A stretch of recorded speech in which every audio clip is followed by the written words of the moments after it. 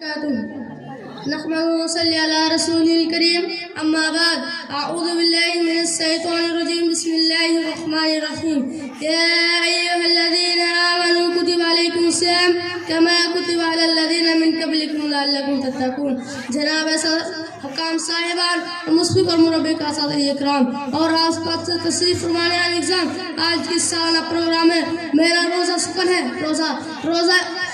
روزہ اسلام کی 5 بنیادوں میں سے ایک ہے. اللہ تعالیٰ قرآن مجید میں ارشاد فرماتا ہے کہ یا ایھا الذین آمنوا کتب علیکم الصیام کما کتب علی الذین من قبلکم لعلکم تتقون. اے ایمان والو، تم پر روزہ رکھنا فرض کیا گیا ہے جس طرح تم سے پہلے لوگوں پر فرض کیا گیا تھا تاکہ تم تقوی اختیار کرو.